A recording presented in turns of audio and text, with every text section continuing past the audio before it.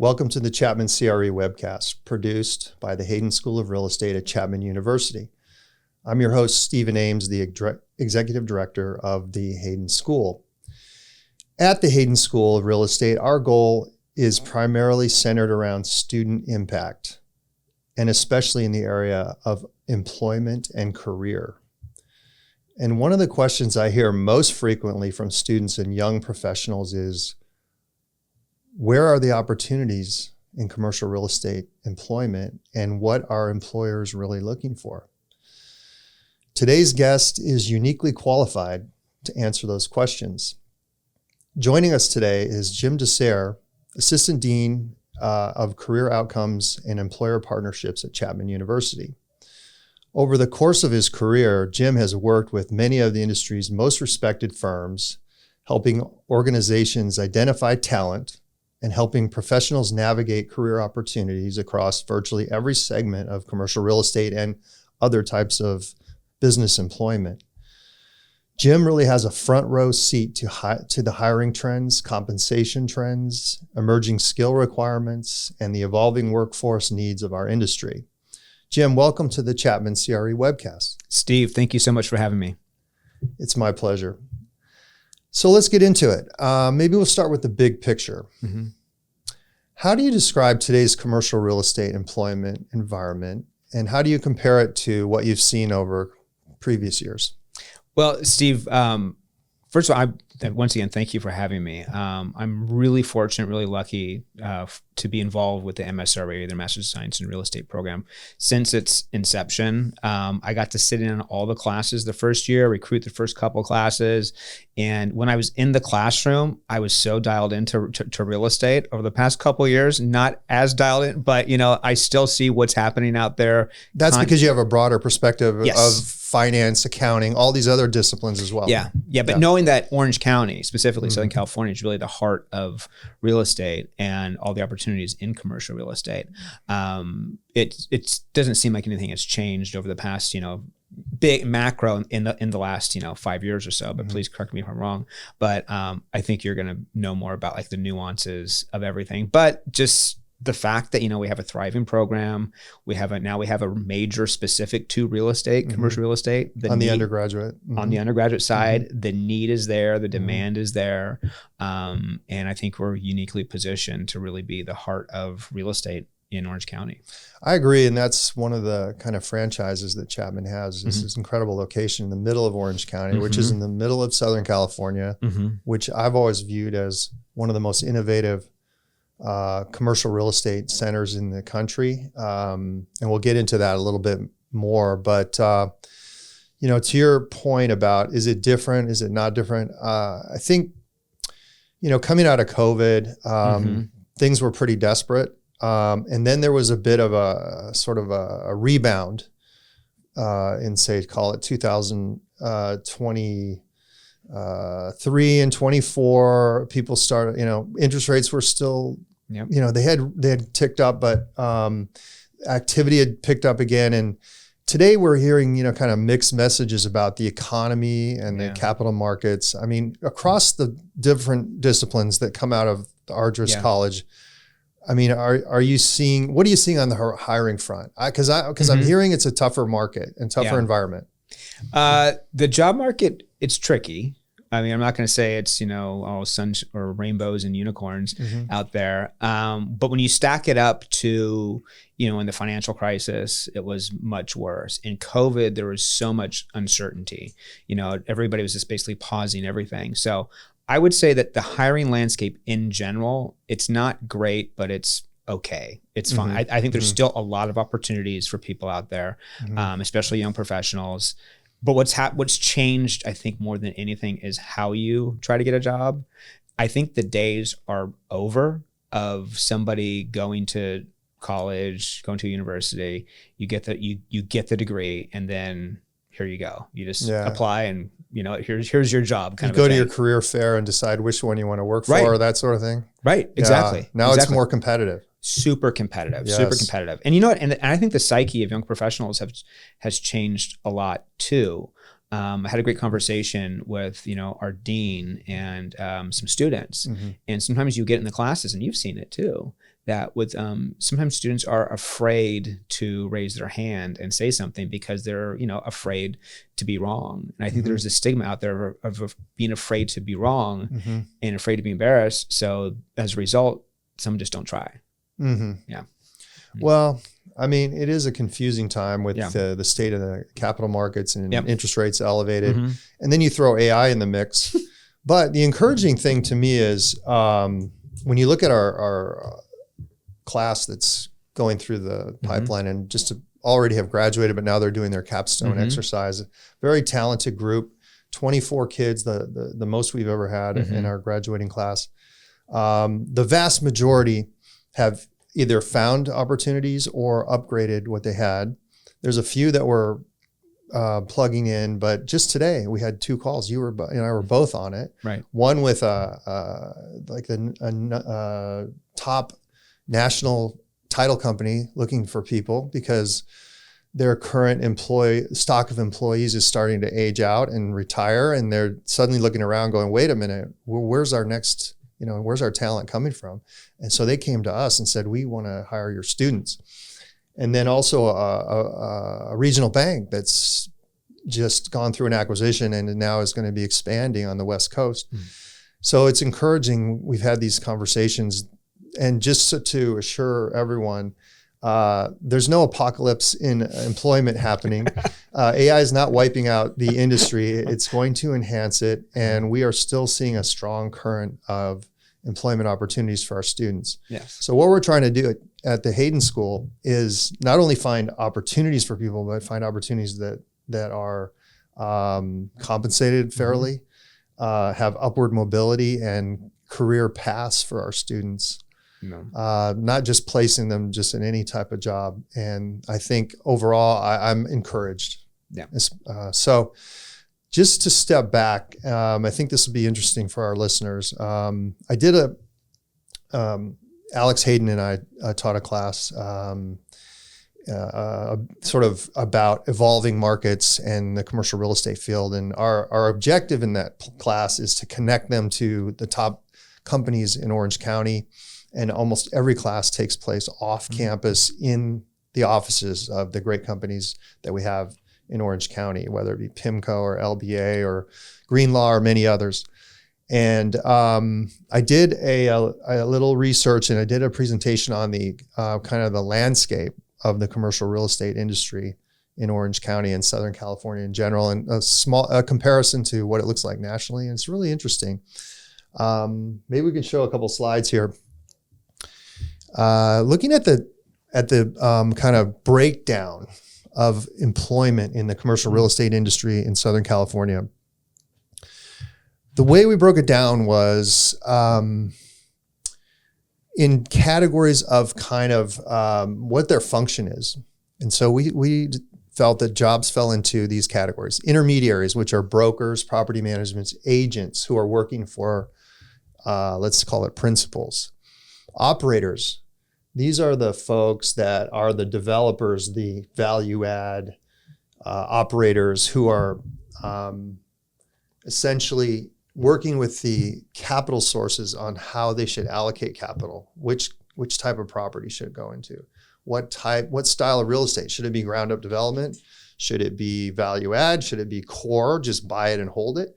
That's what the operators do. And then the actual capital sources, and we'll see that in general, the actual capital sources in Southern California are not as plentiful as you would think, but because they're concentrated in San Francisco and Chicago and New York. And then support, which is basically consultants. So let's look at the composition of these categories nationally compared to Southern California. And Southern California and Orange County are very similar. If you look at this chart, you'll see that intermediaries are the largest category in both cases. But in Southern California, intermediaries are more prevalent than on a national basis. Why is that? We have all the great brokerage companies here. Yeah. In fact, I think CBRE was they kind of moved their headquarters to Dallas, but they sort of originated around these parts. And there's you've got all the great brokerage companies. Mm-hmm. You've got a lot of property management companies, and so we see a large number of intermediaries in Southern California, and that's where a lot of the starting jobs will happen for people. If you want to be on a team that is, basically raising capital, like a Blackstone or some, Apollo, you're not going to be most likely in Orange County or Southern California. Mm-hmm. But if you want to start a great job in Southern California, you might start as a broker, you might start as a property manager. And then operators, we'll see in the next slide that shows, I think Orange County has always been a hotbed for. Why do you think that is? Because of guys like Don Cole and Rob McGuire and I forget his last name, but O'Donnell. Mm-hmm. These legendary guys, for whatever reason, started in Orange County. When I started in the business, George Arduous. Yes, exactly. Yeah. Mm-hmm. Henry Segerstrom, mm-hmm. Donald Bren. Mm-hmm. That's why. Yeah. When I started in the business and sort of participating with NAIOP and everything, Orange County was the big gorilla. Mm-hmm. LA was kind of like a backwater almost. Now, over time, it's sort of shifted. Yeah. But Orange County's always been an incredible place for innovation in commercial real estate. Do you think it's, I don't want to get too, philosophical or even political here, but Orange County being like the heart of conservatism for a long time. And it is just pull yourself up by your bootstraps, make it happen. Yeah. And there's opportunity out here. And Newport Beach. Exactly. There's that. And there's also guys like when I started in the business, mm-hmm. everybody who graduated from USC or UCLA or whatever went into real estate. Mm-hmm. And so the plan was you go into real estate and you become a broker for 8 or 10 years. Then you become a developer. Then you make the really big money. You take the risk, you get the reward. And you're exactly right. That was the blueprint. That was the blueprint. Yeah. And I think, like you said, the Orange County environment, mm-hmm. Newport Beach just sort of supported that belief, and that's why you got the Donald Brens and the mm-hmm. Donald Coles that were doing that. It's still the case today. I mean, we still have incredible operators here, and anyway, this is interesting. So in Southern California, the chances are you might start as a broker, you might start as mm-hmm. a property manager, or some other kind of an agent, and then for me, same thing. I was a broker at Grubb & Ellis. I worked on the Cole account. They liked what I did, so they hired me directly. And then next thing you know, I'm kind of closer to the capital. Yep. Then after 8 years, that kind of got too small for me and I wanted a bigger scope. So I branched out and I was lucky enough to find an opportunity with USAA, which was a relatively small group at that time, and they grew over time. But that was very close to the capital. So anyway, it's a great place to start and grow yourself in the business. This slide shows Orange County headquartered CRE firms that have 50 or more employees. Yeah, look at all those operators. It's amazing. I mean, look at that. You got LBA, Ceres Regis, KBS, Shopoff. Look at what he's doing. Mm-hmm. My goodness. Yep. CT Realty, one of the top. Now they're almost national now. They are national. Yep. All these incredible names. Lion Living, Yes, Lion. I mean, look what Lion's done over the years, and now Frank Surian with the apartment group. These are great operators. But then you look over at the capital, the actual capital sources, and they're limited. Yeah. Take the Irvine Company, Pacific Life, and PIMCO are the three big gorillas. It's not like New York City where you have like 50 capital raisers who are investing other people's money. Yep. It's just, if you want to be in that side of the business, you might actually have to leave Southern California for a time. This is not to say there aren't branch offices of those kind of companies. They're everywhere, but we're talking about headquarters. So I thought that was interesting to share that Southern California is a very strong place for CRE employment, but it's also one that is a little bit sort of deficient on the actual capital source. So you kind of have to work if you want to get right next to the capital and be the ones making the decisions of where it goes, you actually might have to go to New York or Chicago or San Francisco or whatever. But hopefully we'll get more of those people here in Southern California. And of course, you can always work as their representative, which is a great way to go because they need you. They need to have someone on their team who knows that this is a good corner, that's a bad corner. That's a good operator, that's not a good operator. And so there's always a place for the local knowledge with the big guys. But tell me about, where do you think the greatest opportunity is for students? And listen, it doesn't have to be commercial real estate, but it could be just, arduous school graduates. I would say, there's always going to be the traditional accounting, finance, data. And I would say in Orange County, I would actually put anything real estate specific, especially commercial real estate, right there with data, maybe even a little bit higher because the world of data and data analytics is being changed because of AI. Marketing is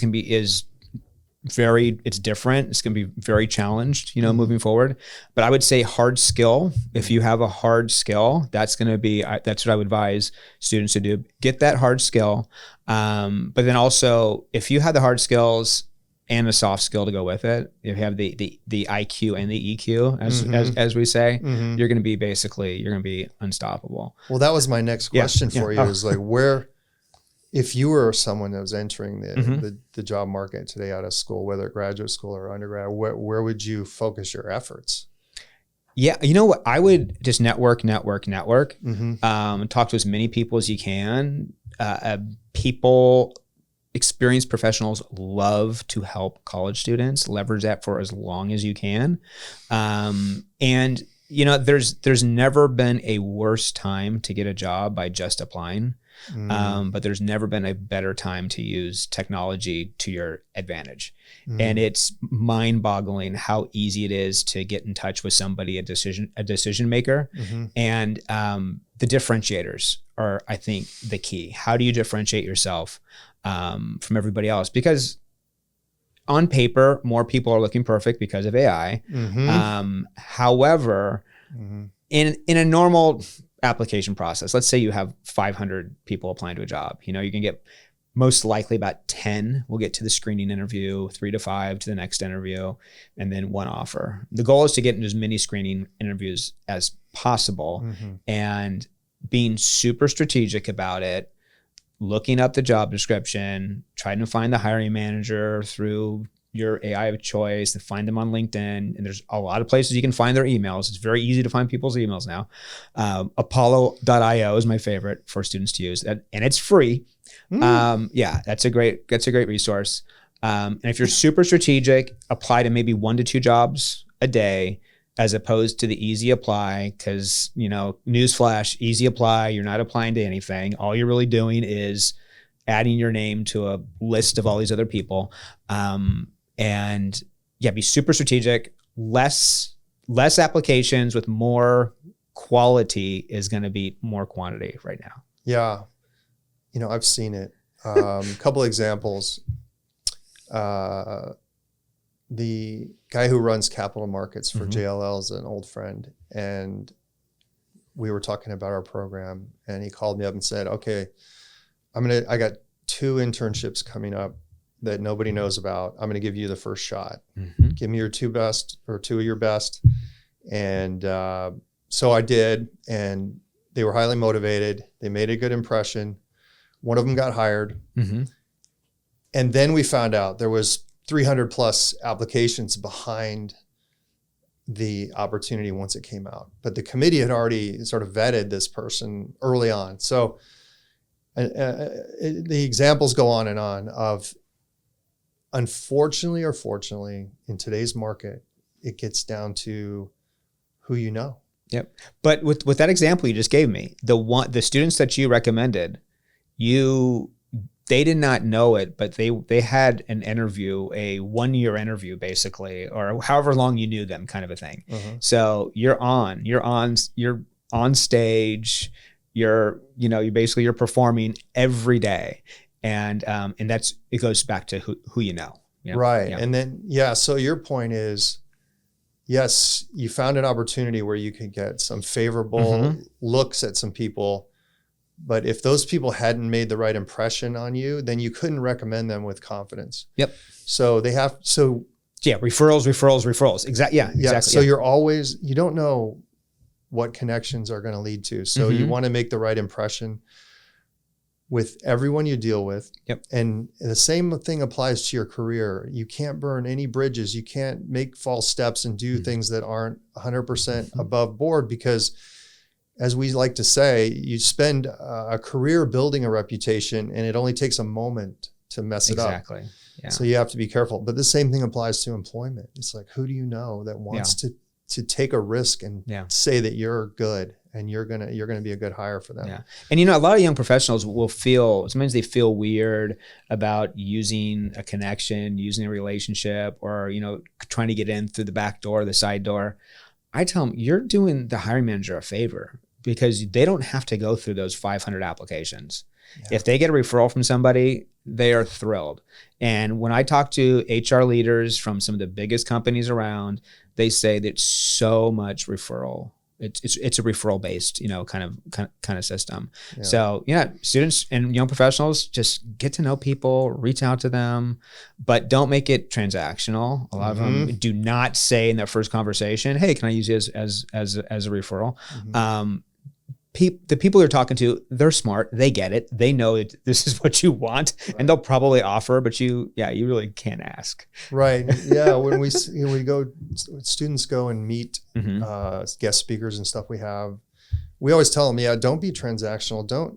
Don't act like, you're after something. Just try to connect with people. Maybe come up with a reference that they can all relate to. Yep. Then talking about the obvious opportunity that's staring you in the face. And what differentiates you? Yeah. Why should they hire you? And hiring is this massive game of just raising your hand, just pick me. You got to give them a reason to pick you. Yes. Yeah. Well, that's a good point about using relationships, because it helps hiring managers differentiate. Honestly, it's not just in employment, but every day in your business. It's about relationships. It's about who you know and how do they feel. Those people that know you, how do they feel about you? Are they going to vouch for you? So it's super important. And as corny as this sounds, is, when you talk to people and talk about brands and your brand and all that kind of stuff. And I thought that was, 15, 20 years ago, that was, the corniest, stupidest thing ever. But especially now with AI and technology, when it comes down to it, the only thing you really own is you and your brand. Yeah. And I know we're not even getting into this, but Chapman has all these resources to make sure you optimize what's on LinkedIn, everywhere else on the internet, what's your resume and all that. But the more important part of it is, how do you position yourself? How do you differentiate yourself? How do you get to that? What do you call it? Screening interview? Yep. Yeah. Now, you mentioned something that is really intriguing, because we are developing an emotional intelligence curriculum at Chapman that's going to become basically a certificate. When you graduate the MSRE program, you'll have all the technical skills, the Argus, the modeling, et cetera, but you also have a certificate that says you you have an understanding of your own kind of emotions and how they interact in a business situation. We call it emotional intelligence, or EQ. And Perry Schoenfeld is really leading that effort. Talk about that a little bit. You mentioned the sort of emotional intelligence and then the actual skills. What is the importance of the emotional intelligence today? I think people don't understand how important it is. The saying that what I tell students is, your hard skills, your relationships and your hard skills should get you into the interview, and maybe get you hired, but your soft skills is going to be what advances your career and what gets you promoted. I think when all things considered equal, and you have two people with the same amount of skills, they might think, okay, who's going to be the easiest to work with? I got to spend 8 to 10 hours next to this person. Who do I want to be next to? I had a student one time. This is kind of funny. It was a graduate student, and he was getting a lot of interviews. This was not an MSRE student. He was getting a lot of interviews, but he just was not landing the job. So I ran him through this not personality assessment. It was a values exercise. And you start with 100 or 200 values, and then you get down to 20, then 10, then 5.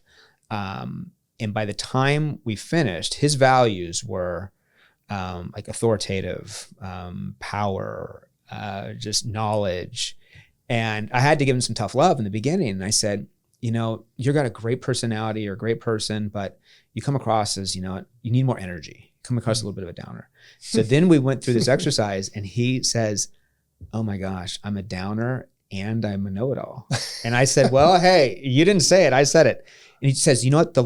He says, I was a yoga instructor for 5 years. I said, well, you need to tap into that yoga instructor. The very next interview he got the job. Yeah. So, and it was so much about the soft skills, because he had the hard skills to get the interview. Yeah. So I think actually, I think long term, and Perry will tell you this, and you will say this, and Alex Hayden, that the soft skills, emotional intelligence, is what is going to carry you. Oh my gosh, it's so true. Mm-hmm. I mean, especially in real estate. Yeah, probably more relationship and reputation focused than anything. In some industries, that it's like, oh, you're a genius and programmer or whatever. We want you. We don't care if you're a jerk, whatever.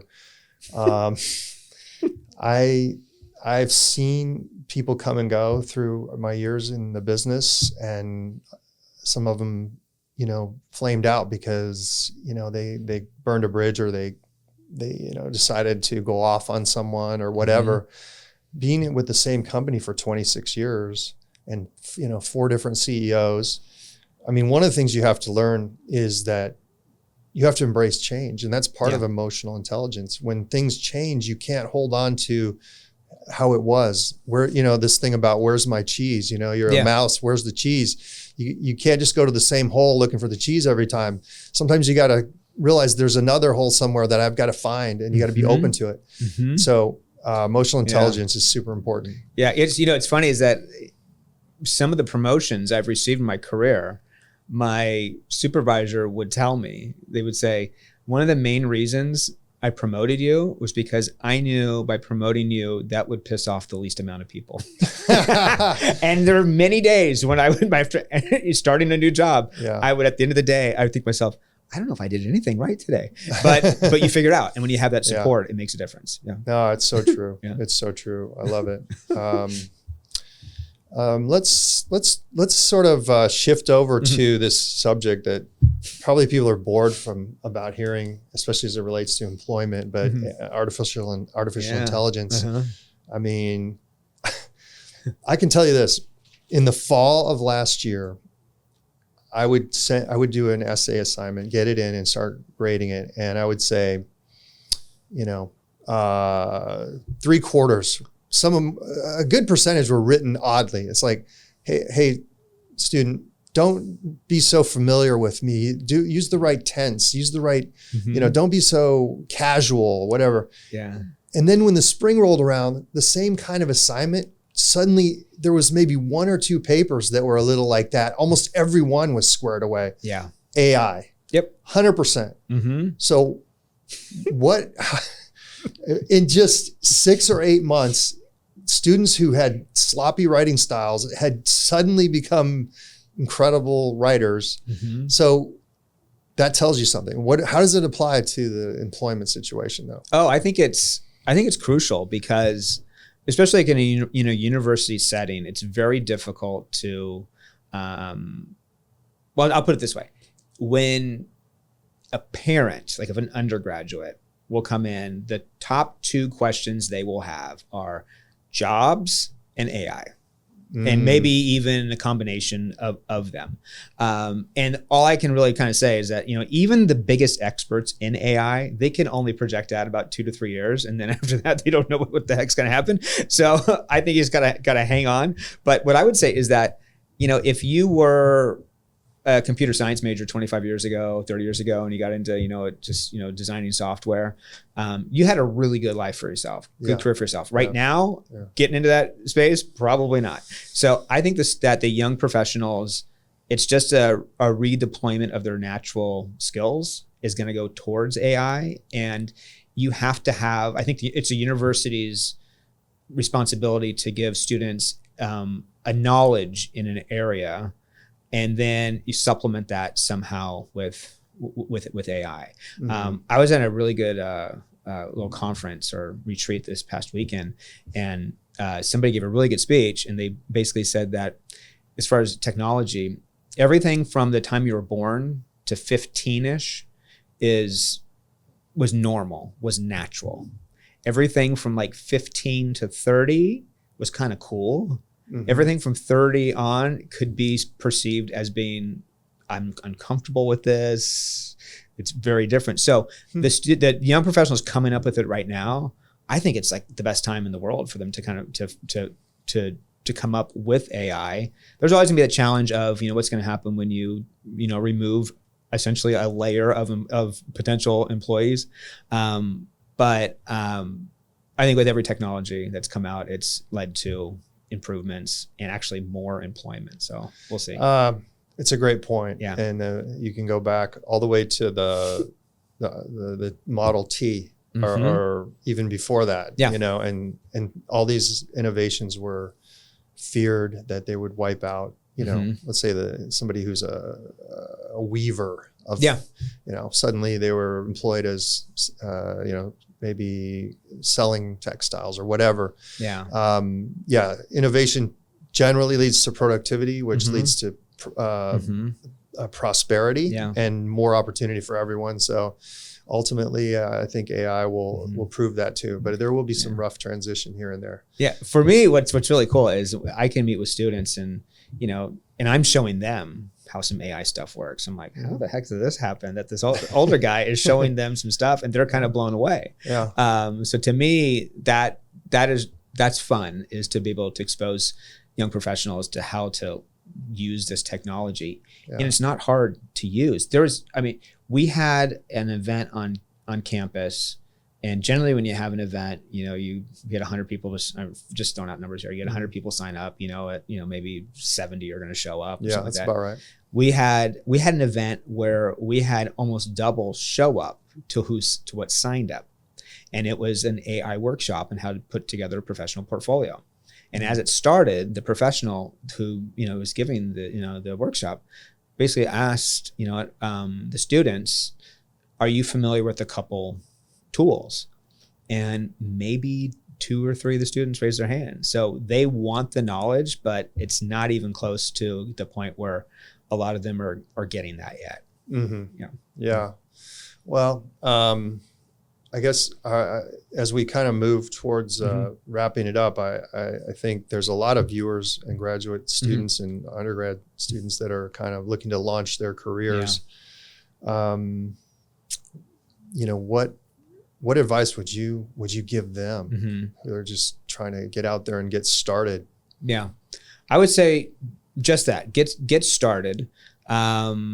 It's you have a long life in front of you, and and the unfortunate thing about, I say living is that you can only live life moving forward, but it only makes sense looking backwards. And for young professionals, it's tough. Yeah. It's tough, and it's not their fault, because they have, from the time they were in kindergarten to 12th grade, you got 13 years, add another 4 years of university. I sound like I'm a British person or something, university. That you got 17 years of being told, here's what you do, here's how you do it, here's your reward. But then the ambiguity of career is just wild and crazy. So I would say, if you're considering, they'll pitch for graduate school. If you're considering graduate school, I would say go for it, just because you're already mentally putting yourself in that place of bettering your future.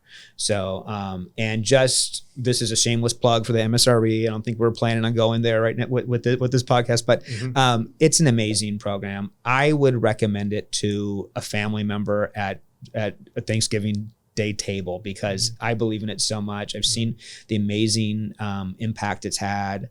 And I remember one year, enrollment was, I had to get 4 or 5 people for that last week, and ended up getting 4 or 5 people for that last week. And all 4, actually it's 4 students, all 4 of them ended up landing great jobs, and it completely changed the trajectory of their life. Yeah. Wow.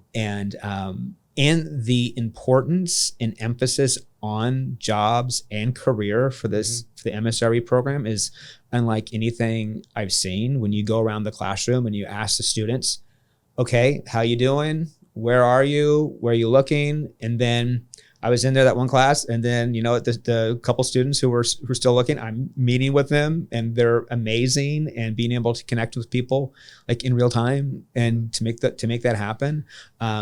It's so unique to what is out there.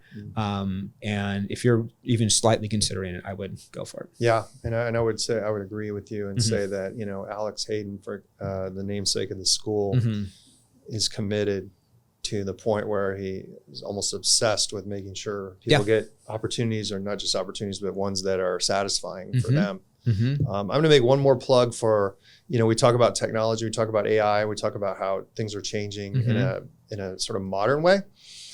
Old school, handwritten notes are a differentiator. I've seen it over and over, and there's still enough old guys around that appreciate that. Yep. A handwritten note will separate you. Yeah. Things like there's little things you can do. Send coffee, it's called selling. You want a job, you got to sell it yourself. Yeah. So, you can't just be a resume on a pile. You've got to differentiate yourself. So folks, handwritten notes and things like that, old school stuff are really important. All right, well, let's finish up. We always hear these lightning rounds, but let's give it a try. Okay. Do you have any thoughts about, are there any career paths that are sort of underrated that a lot of people would say, oh, no, you don't want to do that, but you think it's a really good path? You know what? I would say HR for larger companies. Yeah, there's something there. And you know what I'm stunned by? This is not, it's two inches in one, is how many students now want to get into event planning. So it's well, but I think, I've spent some time with some great HR leaders recently, but HR is, don't sleep on that. Okay. Yeah. HR.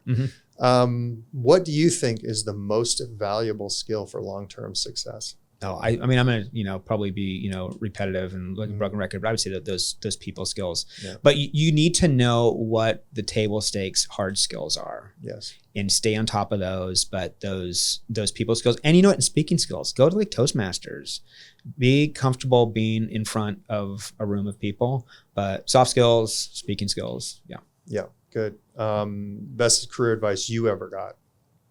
For yourself?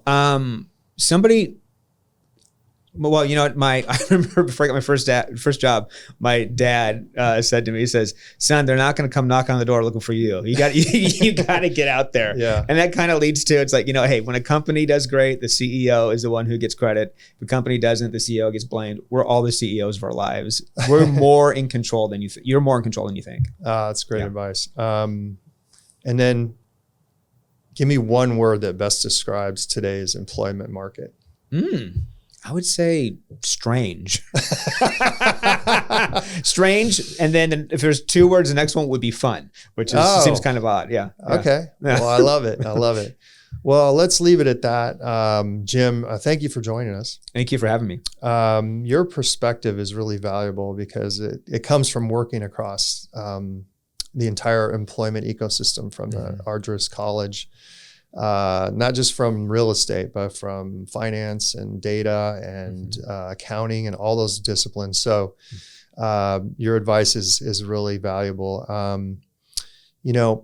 I think it's important for students and professionals to understand where the opportunities are and how employers are making hiring decisions today, not just for people who looking for a job, but people who already have a job. Yep. Because there's a lot of people that would like to have your job if they could. That's true. Yes. So you gotta, once you have a job, that's just the beginning. Yep. But thanks for sharing your insights with the Chapman community. And I want to thank everybody for watching the Chapman CRE webcast. We look forward to bringing more conversations with leaders that are shaping the future of commercial real estate.